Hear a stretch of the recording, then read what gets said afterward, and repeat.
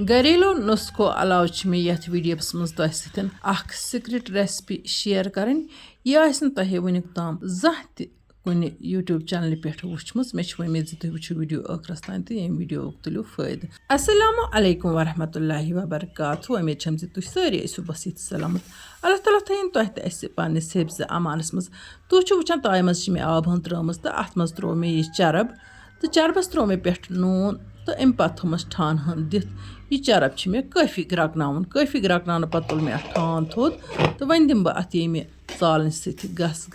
अम पे थो बह अत बे डकन दिथ ताकि यह चरब यह असल पठन तैयार कुमली यह असल पठन अत लगा हना टाइम तो मगर यह वीडियो तुहद बाबत काफ़ी फ़ायदेमंद बह वन तह यह चरब कत मज इस्तेमाल कर वो तो कहन मिनटन ग्रकन पे तुल मे बे ठान थोद तो बे दिस मे अत खलन तो अम पे त्रो मे अत बे आब हन तो खाजमस ग्रक 5 बे तो अम पे कोर मे गैस बंद तो वन कड़न बह यह लिक्विड यथ छान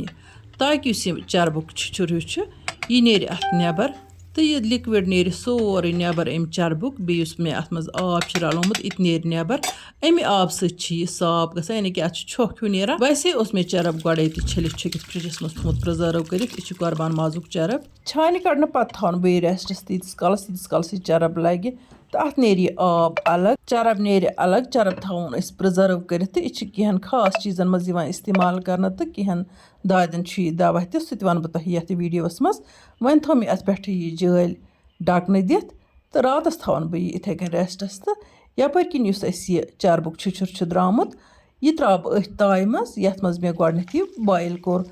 तो अत त्रा बह नुन रच तना कम नून मे गडनथ त अत त्रोमुत तो थोड़ा सा नुन रच तना तो ओड नून आब द्रामुत तो रस खंड अगर जरूरत पे तह गो टेस्ट कर तेल अत नून त्रावन तो बे अत त्रावन थोड़ा सा लिद्र रस खंड तो अम पे यह फ्राई कर यह डीप फ्राई तिकाज यीच चरबहन अत नेर सह नेर अत ये नबर इस पे यह रोज यह क्रिस्पी त बनान तो स मज गलित ये खेमो ये पे खेन खतर कर इस्तेमाल अत खेनस मज सठी टेस्ट वन गो यमन TG या कोलेस्ट्रॉल लेवल ज़्यादा तिमन पज न हरगिज यह खोन तिकाज चरब या तेल खेन सत या गेव खेन सम प्रॉब्लम बढ़ान तो तिहद खतर यह काफ़ी मुजर वन गो यह तिहद बापत सठी मुफीद यम पन वजन वेछान हुरावन यमन नॉर्मल वजन खुद कम वन गो तम अगर खेन यह मकदारस मज खोन यानी कि 2-4 पींत हेको अम मज खेत बह खेम अम मज 2-4 पींत यानी कि अके दो हेको वारिया खेत कह 2-3 दोहन मज हेको रचन खेत तो यह तेल फायदेमंद तिहद बापत इन वेट कम यपर किन वो रातस थो मे यह रेस्टस सुबह दिख मे अत यह डकन थोद यह जल तो वो यह कित लोगमुत बासान यह चरब बिल्कुल यह गेव बासान माशा इस आब हन मे अत मज ऐड कर्म सह नेर वन अत पाने नबर तिकाज सह तल तल पे अत यह चरब लोगमुत इस जन बिल्कुल बासान गेव वो तुम यह आब हन द्राय अत पाने नबर यह चरबहन त्रावन बेकिस ताय मज तो यह पे कारन तो तम पे दुबार छान कड़न तो यह आब हन त्रवित इन तो वन अगर ताज़ चरब यानी कि अमे सात कट मोरमुत तो अमे सात गरस मज फंक्शन वंक्शन पे चरबहन बचान अगर अमे सात सह इस्तेमाल करो तेल हेको डायरेक्ट यह ताय मज त्रत आब वर अमे सात कोर दस्ती तो कोर प्रिजर्व अम तरीक ये वीडियोस मज बह तह सतन शेयर छस करान तुम वो वीडियो आखरस तान मे उम्मीद तुम वो यह वीडियो आखरस तान स्किप करने वर ताकि तह वात यम वीडियो फायदे बह वन तह मजीद यह कत चीज़स मज इस्तेमाल कर यह सिकने बापत इस्तेमाल गसान खोरन खाश गमित तथ बापत हेको यह थोड़ा सा गरम कर तम पे हेकोन यह तलपतन मथित तो सान तलपतन हंद तम खाश वाश गसान ठीक तो बे रोजन खोर नरम तो वन गो यह कुर्बानुक यह एहतराम करान यह मथो खोरन कहें अलबत्त यमिस चम खुश गसान तो कुन हेक सह हफ्तस मज अक लटि अथन तो बुथिस अमे चरबस इथन मालिश कर वन अगर न कुर्बान सनुक तेल हे खोरन त मालिश कर अमे चरबच वो तुम वन यह द्राव ना ये तेल नबर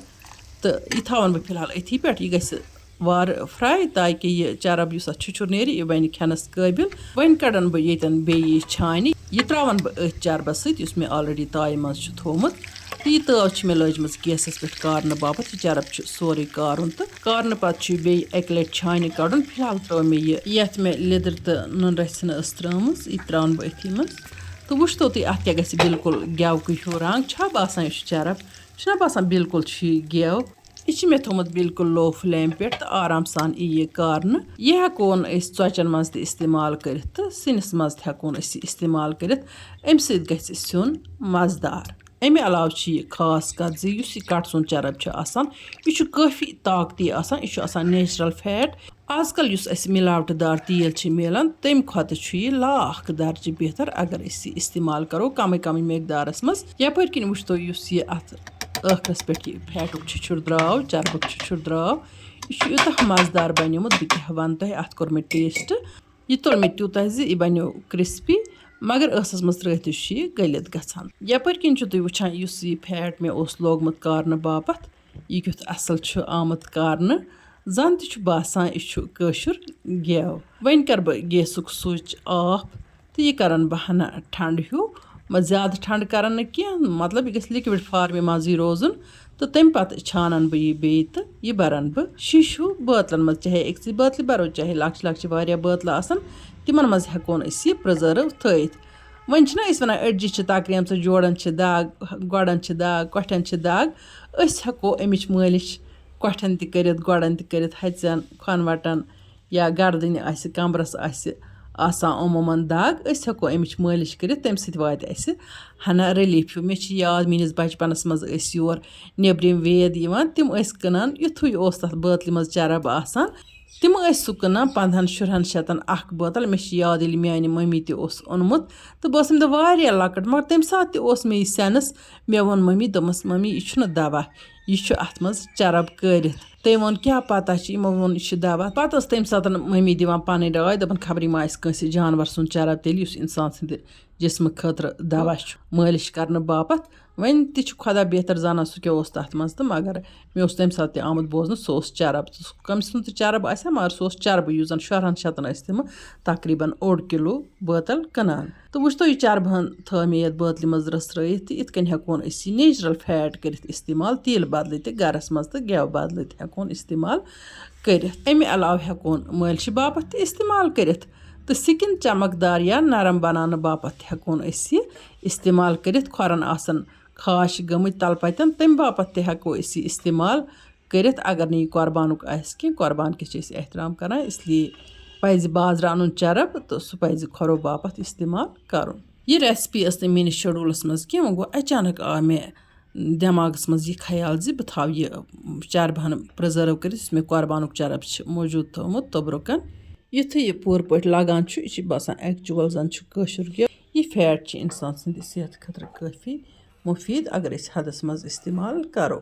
इसलिए अगर गरस मज चरबहन मौजूद यह गमे तरीक रसरत थावन वन अगर तुम अजिच मेन तारीखस तेल करो यह वीडियो पन्न बाकी साथियन सत शेयर तो बे करो वीडियो लाइक तो जान जान कमेंट लिखित बरजो जायकाज कश्मीरी किचनस तथे कन लोल इत कन बह तुम लोल चस बरान अगर तुम वीडियोज मुसलसल वो तो बह कर तुम सह खास खास चीज़ शेयर आयंद इंशाल्लाह वन यमन वनिक ताम सन यूट्यूब चैनल सब्सक्राइब करम कह तम कर channel subscribe bell icon press कर ऑल सिलेक्ट ताकि वाजन दिलचस्प वीडियो नोटिफिकेशन तम बार वक्त वातान इंशाअल्लाह रहमान इमो नईस वीडियोस मज तुहद बापत बे कह नव डल तोताम तुह अल्लाह ताला हवाल अल्लाह निगहबान।